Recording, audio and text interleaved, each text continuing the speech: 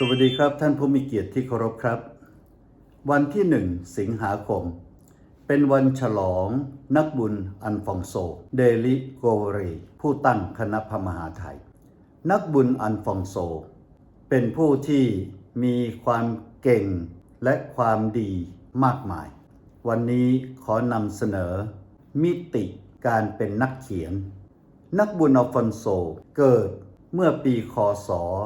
1696 เป็นลูกคนโตในจำนวน 8 คนจบปริญญาเอกกฎหมายบ้านเมืองและกฎหมายพระศาสนาจักรเมื่ออายุเพียง 16 ปี มีกระแสเรียกและบวชเป็นพระสงฆ์พื้นเมืองเมื่ออายุ 30 ปี เป็นผู้ตั้งคณะพระมหาไทยเมื่ออายุ 36 ปี เพื่อประกาศความรักของพระเจ้าโดยการอุทิศตนอยู่ใกล้ชิดกับคนยากจนคนชายขอบและคนถูกทอดทิ้งมีชีวิตที่สมถะและใช้ภาษา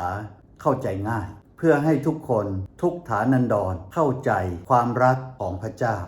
ท่านได้เป็นพระสังฆราชเมื่ออายุ 66 ปีต่อมาเมื่ออายุ 91 ปีท่านได้ถึงแก่มรณกรรมดังนั้นประสบการณ์ของท่านจึงได้ถูกหล่อหลอมและสังเคราะห์เป็นมรดกตกทอดมาถึงพวกเราโดยได้เขียนหนังสือ111 เล่ม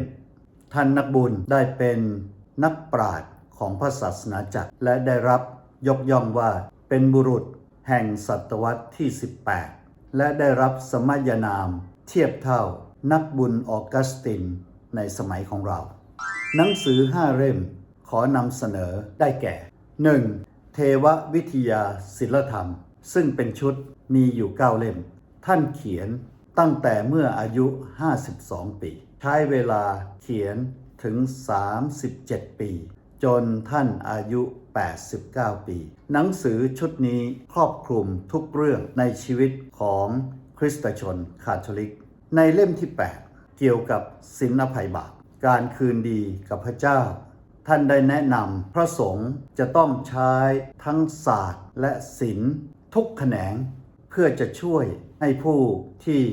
มารับศีลอภัยบาปได้รับการอภัยและได้รับความรอดพระสงฆ์ผู้โปรดศีลอภัยบาปจะต้องมีบทบาทที่สำคัญ4 บทบาทด้วยกัน 1. เป็นบิดาผู้ใจดี 2. เป็นแพทย์ฝ่ายวิญญาณ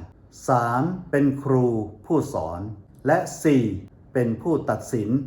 เพราะท่านเองเน้นการไม่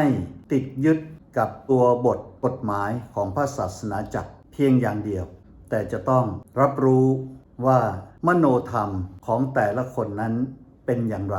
เพราะสถานการณ์ชีวิตของแต่ละคนแตกต่างกัน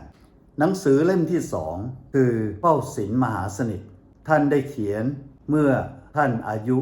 48 ปีเพื่อนวกชนได้ใช้ในการเฝ้าศีลแต่ละวันบิดาของท่านเห็นหนังสือนี้เกิดความชอบจึงเป็นผู้ให้การสนับสนุนในการตีพิมพ์ครั้งแรกเมื่อปี 1745 หนังสือเล่มนี้ได้รับการตีพิมพ์มากจริงๆเกือบทุกภาษาก็ว่าได้ในภาษาไทยของเราก็ถูกตีพิมพ์หลายครั้งหนังสือเล่มที่ 3 สิริมงคลแด่แม่พระพิมพ์กัน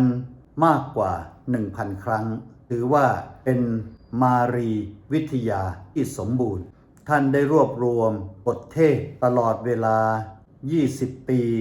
ที่ท่านเทศเกี่ยวกับพระแม่มารีทุกวันเสาร์และในที่สุดก็ใช้เวลา 16 ปีในการเขียนเพื่อให้สละสลวยโดยเอาเข้าโครงของบทภาวนาที่ชื่อวันทาพระราชนีแต่ละข้อความมาอธิบายพระสังฆราชยอดพิมพิสารได้แปลเป็นภาษาไทยหนังสือเล่มที่ 4 ความจงรักภักดีต่อพระคริสตเจ้าส่วนตัวของผมเองชื่นชมและชอบเป็นอย่างยิ่งนักบุญอัลฟอนโซนำเอาข้อความแต่ละข้อความจากบทจดหมายของนักบุญเปาโลถึงชาวโครินธ์ฉบับที่ 1 บทที่ 13 ข้อ 4 ถึงข้อ 8 มาอธิบายอย่างลึกซึ้งท่านยอดได้แปลไว้แล้ว หนังสือเล่มที่ 5 เตรียมเผชิญความตาย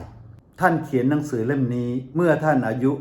62 ปี จากการรำพึงไตร่ตรองชีวิตของตนเองบนโต๊ะในห้องนอนของท่านมีกะโหลกของมนุษย์วางอยู่หนังสือเล่มนี้ได้รับการแปลเป็นภาษาไทยโดยผู้ใช้นามปากกาผู้หวานคือพระสังฆราชยวงนิตโยแห่งอัครสังฆมณฑลกรุงเทพกล่าวโดยสรุปนักบุญอัลฟอนโซในมิติของการเป็นนักเขียนคือผู้ยิ่งใหญ่สมแล้วที่ได้ชื่อว่านักปราชญ์ของพระศาสนาจักรขอพระเจ้าอวยพรครับ